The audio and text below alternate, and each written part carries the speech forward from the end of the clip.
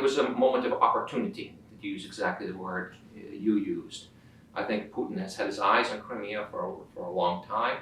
When he found the Ukrainian state discombobulated by the Maidan and the breakdown of governance with former government's departure, fleeing to Yanukovych's fleeing to Russia, he saw a state that was unable to really react to foreign aggression, and so he seized the moment.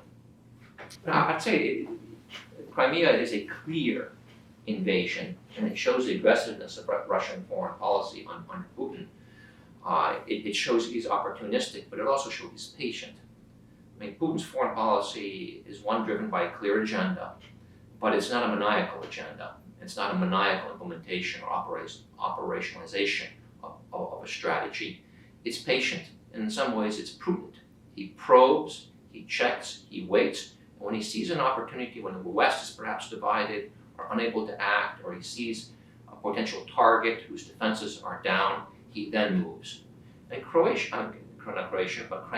the invasion of Crimea was also a very cautious act.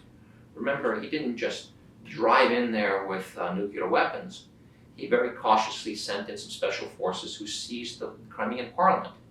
And when there was no real international reaction and no strong reaction from the Ukrainians, he then sent out a company that surrounded one of the airports.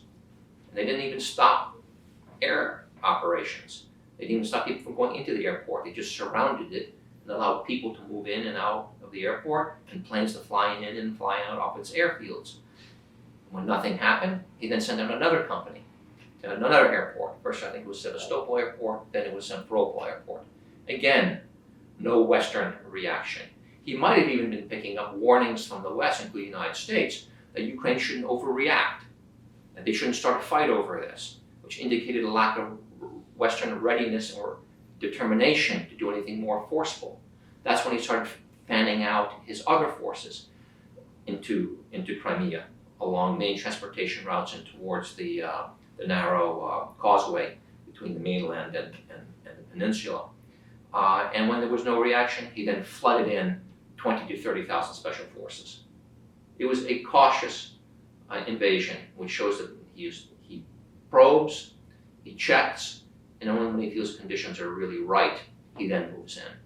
Now, clearly, he miscalculated in eastern Ukraine, because he thought the Crimea invasion was so easy, the Ukrainian response was so weak, the West was basically looking at its shoes as he conducted this invasion, and he mistakenly assumed that he could do the same thing in eastern Ukraine, and there he was surprised by Ukrainian resistance.